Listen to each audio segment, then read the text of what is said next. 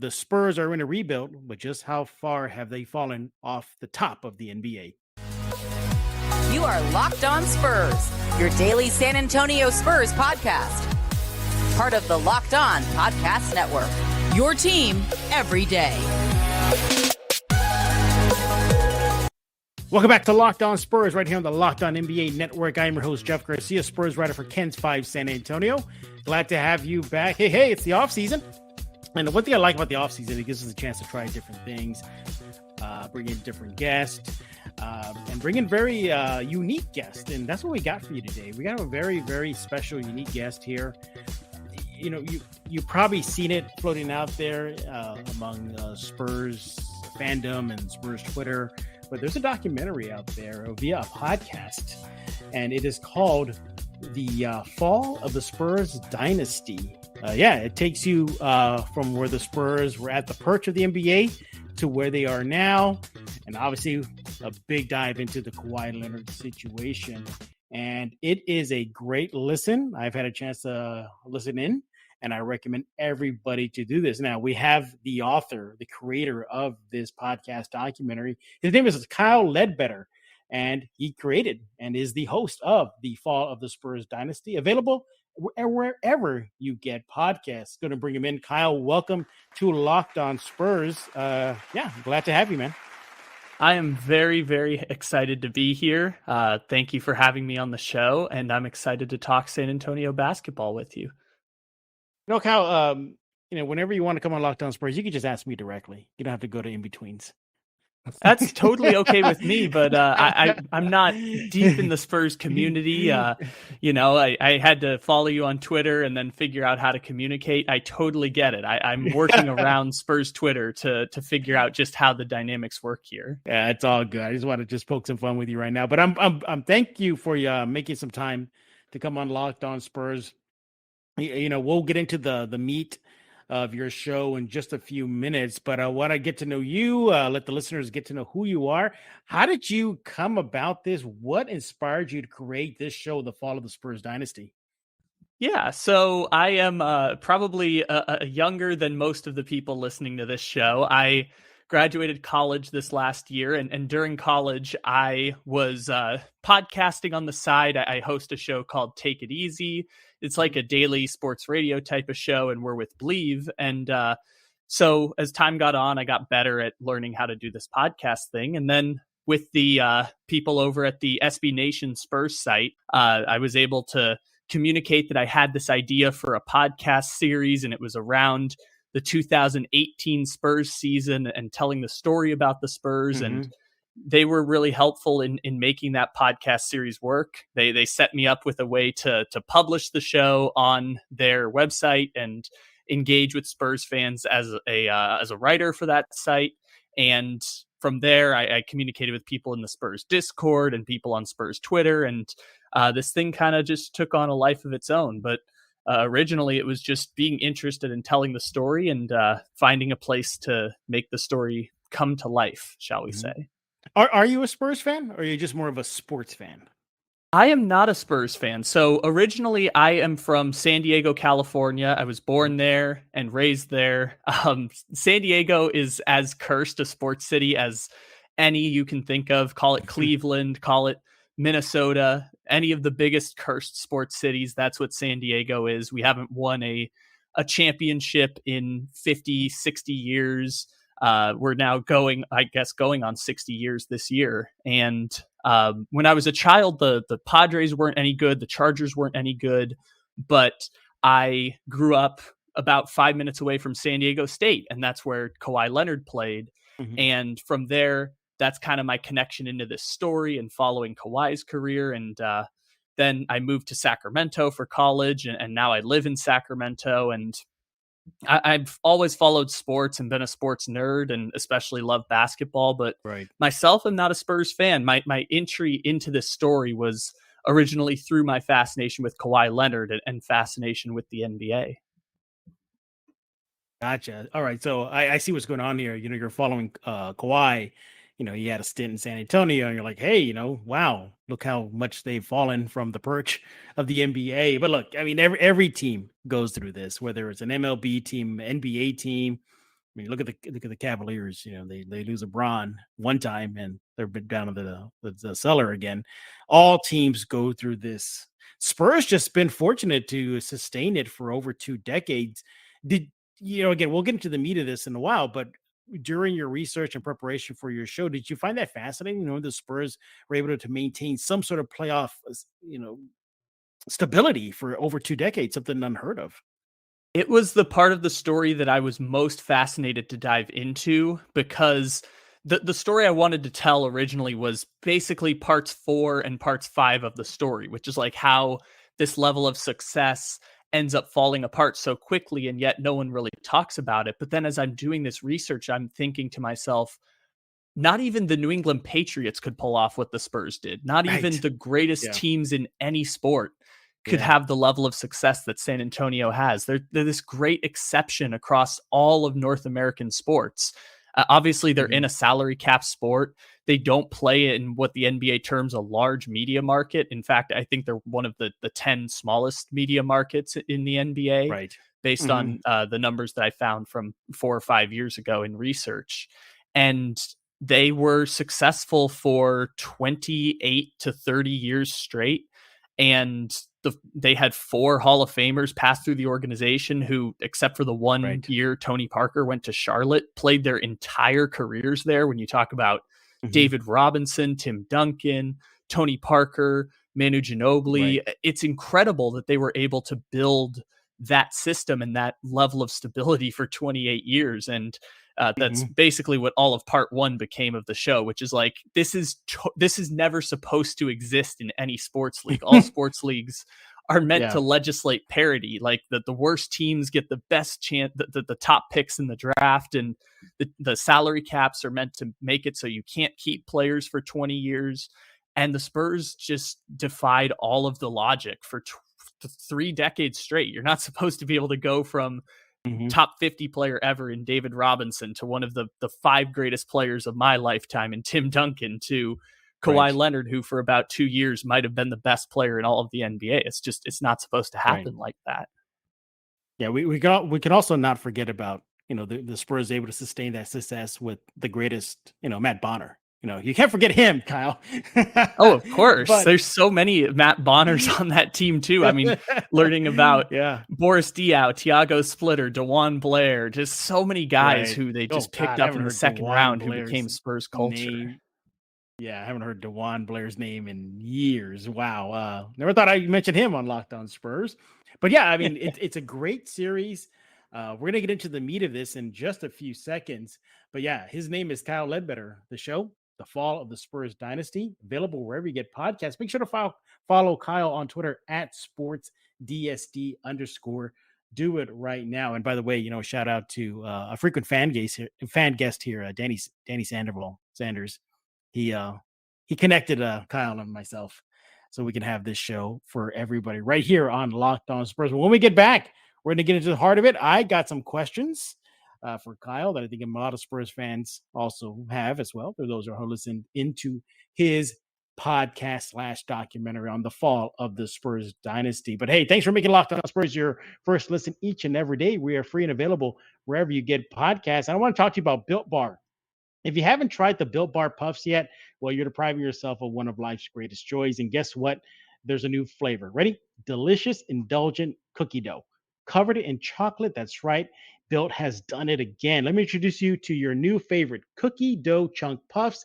They have a light and chewy texture, real cookie dough chunks. And of course, they're covered in 100% real chocolate. All the joys of eating cookie dough without the hassle of making it.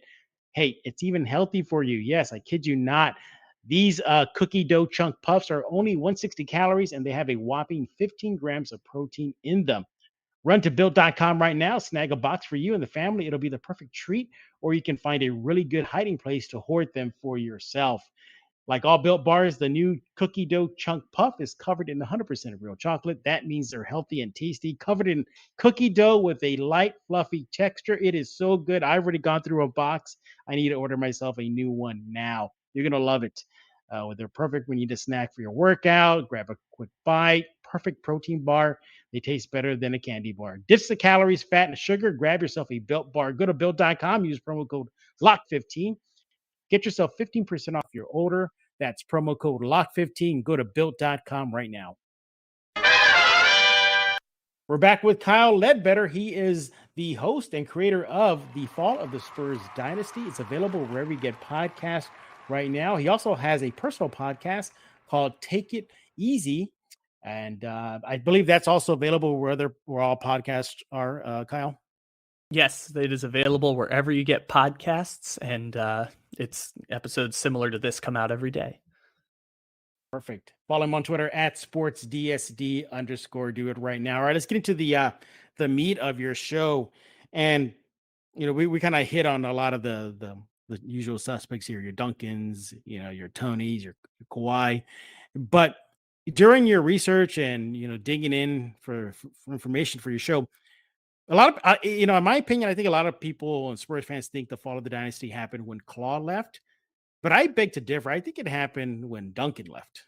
It's really interesting because in most great historical dynasties, I myself am trained a little bit in history. So I've studied, thousands of years of humankind and great civilizations like that. But there's never one exact endpoint of when things are. I think that everyone's going to have differing opinions. For some people, it was when Tim Duncan retired. For some people, it was the day that Kawhi Leonard got injured against Zaza Pachulia in the playoffs.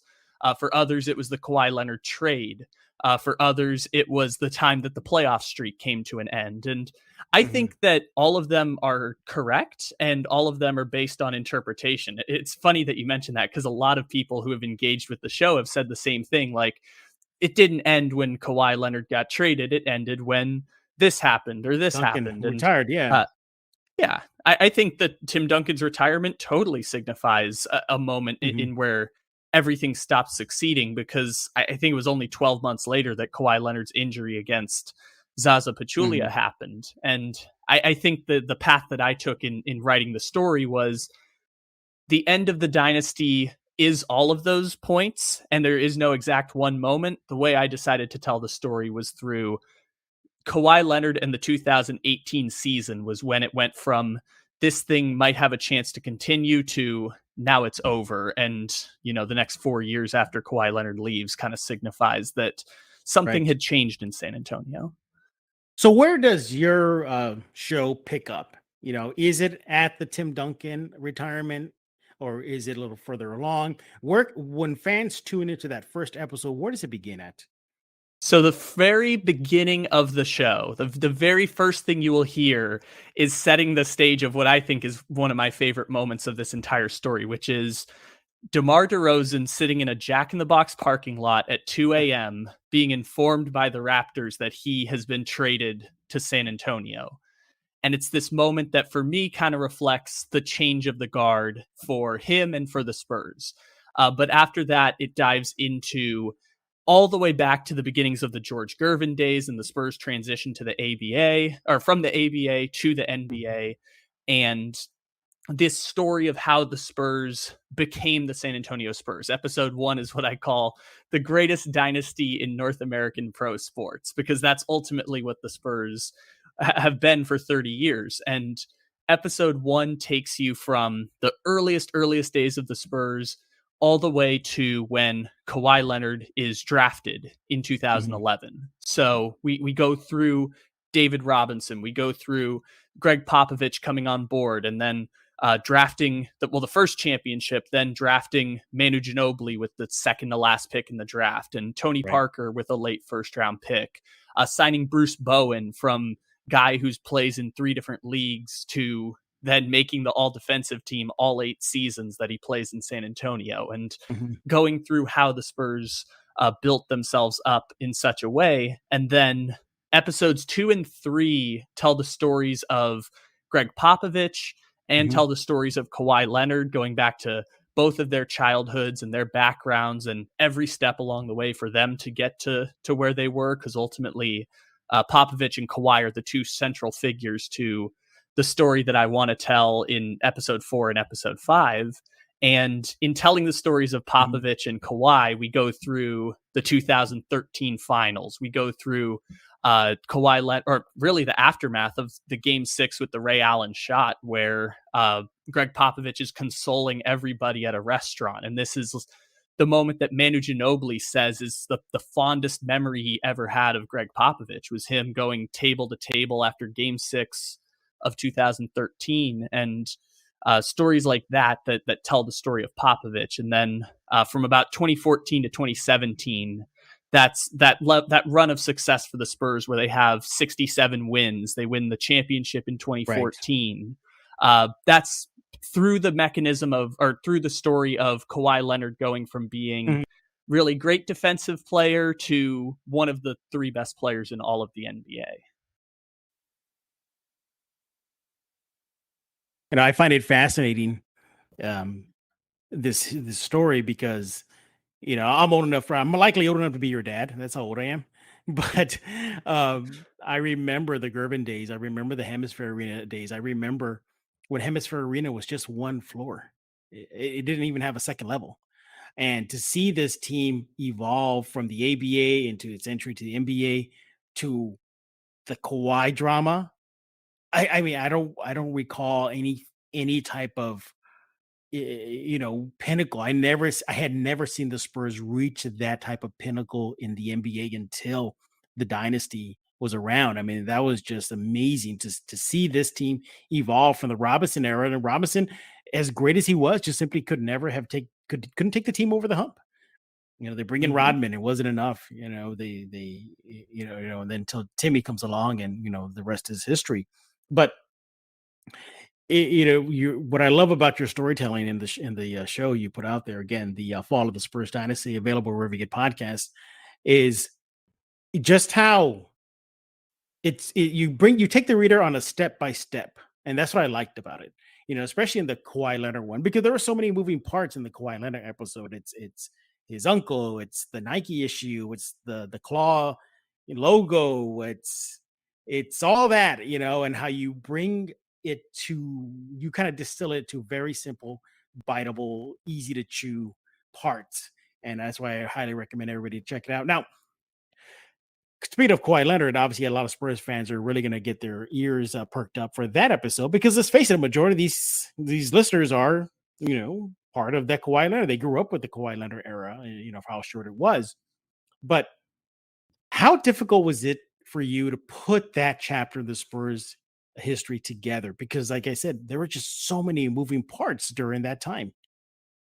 2018 was the story that I had originally been fascinated by, because this was my last year of high school. I loved Kawhi Leonard, and he was my favorite basketball player. And it amazed me that in the NBA, where we have superstars moving all the time, it's the thing that most people think about now when they think of the NBA, is like stars have the power to move to different places. We had the NBA's most successful franchise, not their premier franchise, but the most successful NBA franchise, and one of its 3 best players having this incredible fallout in 2018, and nobody talked about it. And there was reporting done around it, but nobody really talked about it because of how secretive the Spurs can be with protecting information, and how Kawhi Leonard wasn't, or at least Kawhi Leonard's camp wasn't going to put things out in the public and make this a public battle. It was a very sheltered situation where it took a lot of reporting on the Kawhi injury, which was 2 different injuries, because it was the one against the Warriors in 2017, right, and then the other leg had a quad injury, and then you had the fallout with the doctors, and you had the team meeting. You had Kawhi Leonard going to New York and basically hiding from Spurs doctors.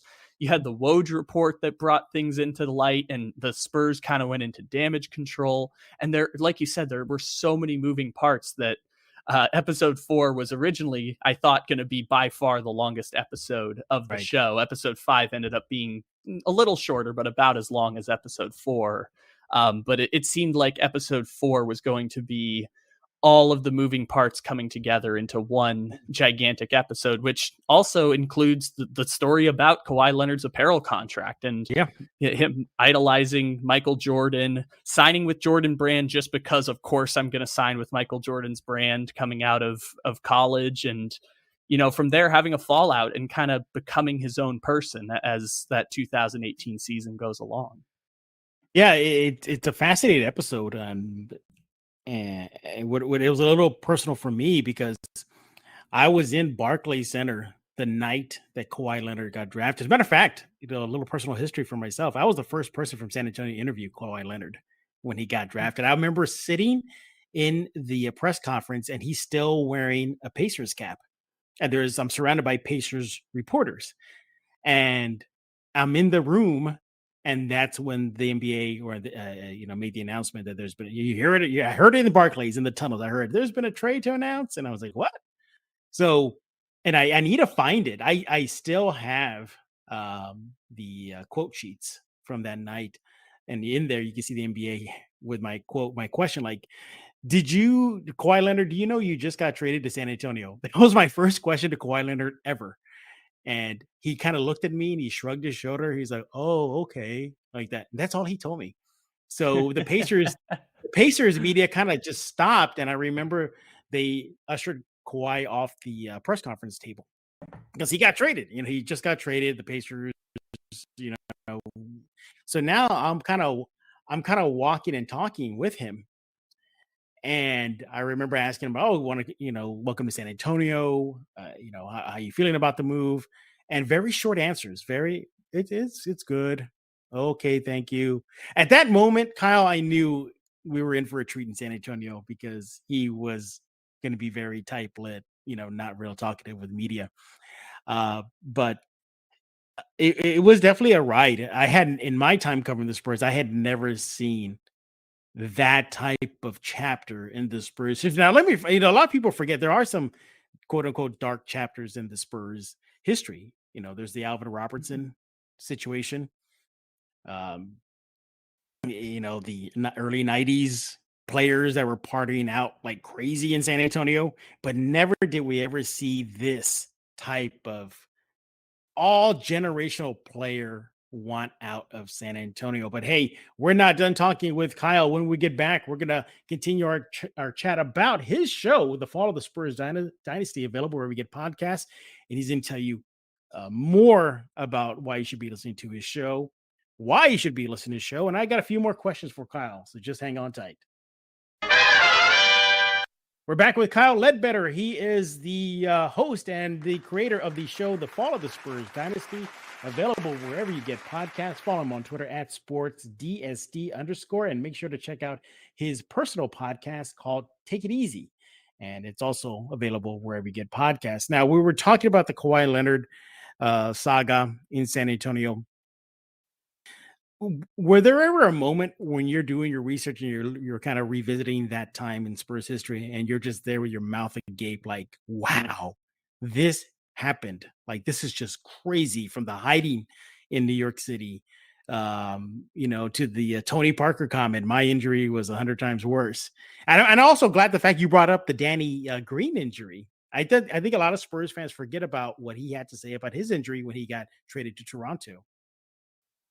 Yeah, I think the one that was the most, I can't believe this happened, was the Kawhi Leonard hiding from the Spurs when he was in New York on his rehab assignment. That was one where I couldn't believe that was a thing that happened because I just didn't know about it until doing research. I remember the Danny Green point because, myself wanting to root for Kawhi Leonard a little bit. I remember when Danny Green came out with that in Toronto, and I thought, oh, wait a minute. So the Spurs doctors kind of messed this one up. And once I read the story, I realized it wasn't as salacious as maybe I had thought as a kid. But even still, that story is underreported and crazy to think about because Danny Green could have sought a second opinion, but ultimately he knew he was injured and decided to play through it. That one was crazy. The one that made me laugh the most was in episode 2, and this is going way back, with Greg Popovich, how the person who was the dean of his school at the Air Force Academy in the 1960s, like 25 years later, ended up buying the Spurs. And Greg Popovich is married to the best friend from childhood of this man's daughter, who ended up becoming the CEO of USAA and later buying the Spurs. That was one where I was just like, I can't believe that that's a coincidence that actually ended up happening.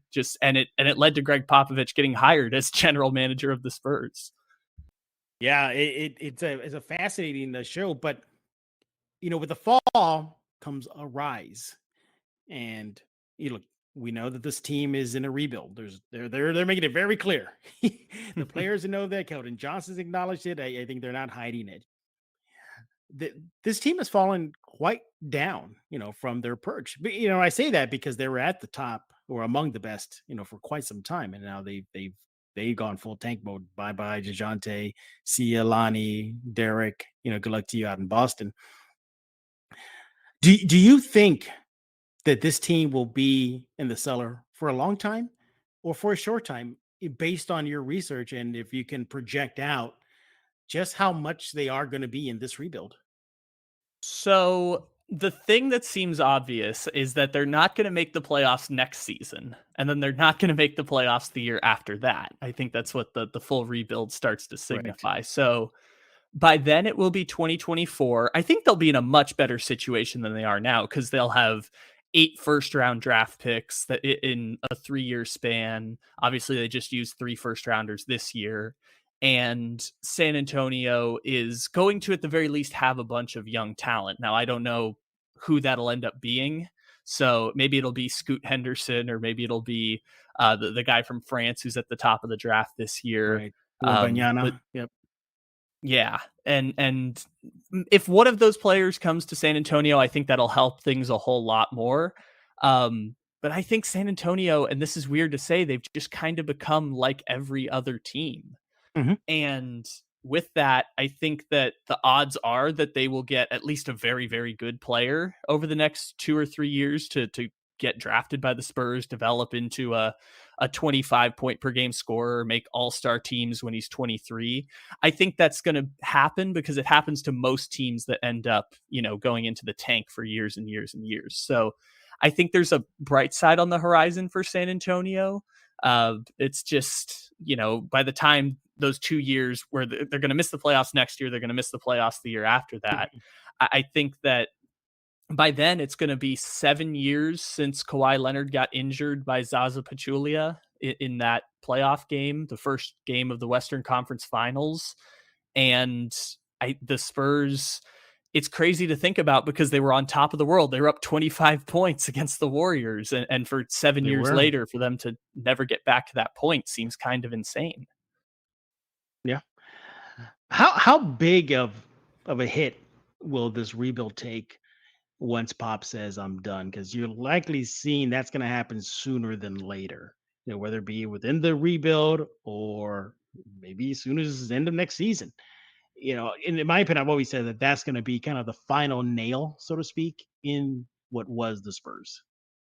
Yeah, I think that I agree with you all the way on that part. There's Tim Duncan's gone, Tony Parker's gone, Ginobili's gone. Even R.C. Buford now is the CEO of the Spurs, and he's not as much on the basketball operations side of things. So, I mean, hell, Chip England's gone. Mm-hmm. And that was how I kind of felt that this podcast was concluded, is like Greg Popovich is the only one left. And when he leaves, it's going to be all about whether you trust the people who they've put in place to run the team, whether that's Brian Wright, who's the new general manager, or whoever the coaching staff will be once Popovich is gone. If you trust those people to see through the process and see through the rebuild, then I think there's hope that the Spurs will at least be a good team again. I think that I'm from Sacramento, but in most cases, teams don't stay bad forever. Right. So, San Antonio will get talented play. I think they have talented players now. I personally really like Devin Vassell. I think that he's going to be a much better player now that he has more of a role that's committed to rebuilding things back up. And obviously they have 3 first-round picks this year, but there's just going to be more young talent. They cashed out on DeJounte Murray, of course, and I think once Pop is gone, which, like you said, it could be next year, it could be the year after that. Whenever that happens, I think it's just going to be about who's in charge and whether you trust the people in power to make the right decisions. Yeah. Every episode is worth a listen, everybody, from episode 1 to the end, from the beginning to the fall. It's such a great show. A lot of Spurs fans are likely going to tune into the Kawhi Leonard episode. And if you do, and then more power to you, because Kyle will take you down a road and make you kind of want to hope, definitely show you all the connections, as we highlighted earlier. I knew things were amiss because I remember with Kawhi, I remember being in Brooklyn for the Spurs Nets game, and that was the infamous Pop pregame conference with media where he just kind of threw his hands up in the air and said, "You're gonna have to start asking his camp." I was there for that, and I remember talking to some Spurs people. Obviously I'm not gonna name names, but I had asked him like, "Well, what the heck is going on?" And they had told me, like a lot of the players were fed up already. So with him, and that a lot of Yeah. the players were thankful, so to speak, because they get his minutes. I mean, that's how bad it got. And when I started digging around and poking my nose around. So yeah, it's definitely a listen. You also touch on, the DeMar days. I think that is pretty cool. I love how you highlighted that, because that was a time where they were still trying to spin their wheels. They were still trying to be relevant. Mm-hmm. And based on, again, based on, what you have put together, do you have an opinion whether the Spurs are a little late in this rebuild, or should they have done this sooner? I think that they committed to a plan when they traded for DeMar DeRozan. They said, we're going to give this 3 years. We're going to turn it around. I think it was clear by the time the bubble had rolled around that it wasn't going to work out. I mean, they were talking about moving DeMar DeRozan to the bench during that bubble run where Yeah. LaMarcus Aldridge was hurt and they were starting all the young guys. So I think it was clear that the DeMar experiment wasn't going to work, but they kept kind of digging their heels in for another year. And even after DeMar left, they were like, we can still turn this ship around. And I think that they had the right idea. It just that it didn't work out. I don't even know if they regret making the trade for DeMar DeRozan instead of trying to start the rebuild now.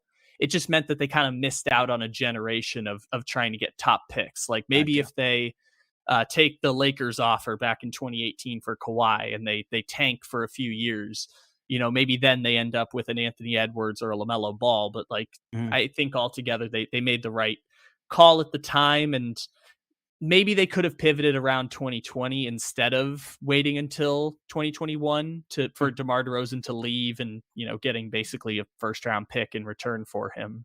But I don't think they regret that decision or made the wrong call. I think they really thought that they could build maybe not a championship team, but at least a really, really good team around DeMar DeRozan. And Right. it just didn't work out. He is Kyle Ledbetter.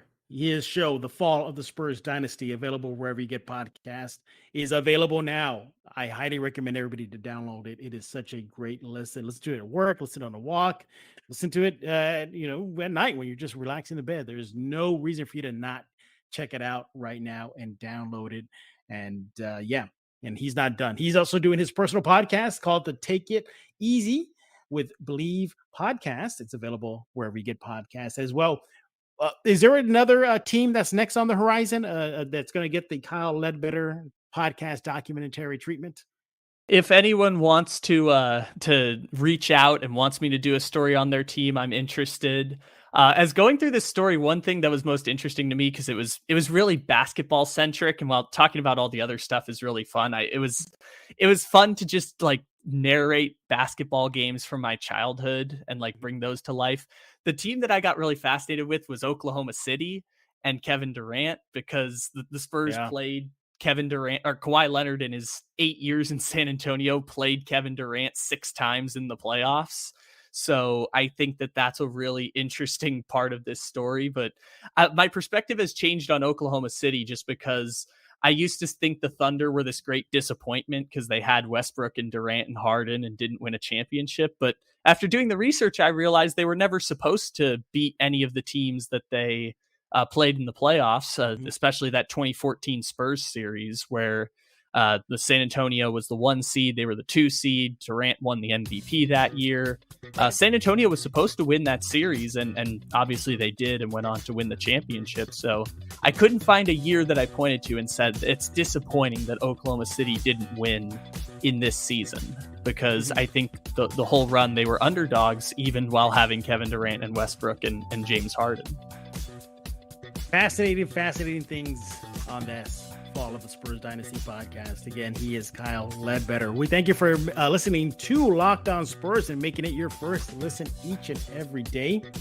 And for your second listen, check out Locked On NBA. In just 30 minutes, you'll get everything you need to know about the NBA. Your daily NBA update in just 30 minutes. It is Locked On NBA. Make sure to check it out and subscribe to it right now. Kyle, you're the guest. Got about a minute here. Any final thoughts you want to give to our listeners about your show? I know that it's titled The Fall of the Spurs Dynasty, but it's not exactly all about the San Antonio Spurs and the bad days. There's a lot of good stuff. And if you come back in a few months, I basically, in writing this story, I have scripts for a small book at this point. So maybe this will turn into a book sometime in the near future, because I already have like 100 pages worth of scripts now available. So yeah, if you guys enjoy it, then please send me people who publish books, and maybe we can turn this into a bigger story about the Spurs dynasty.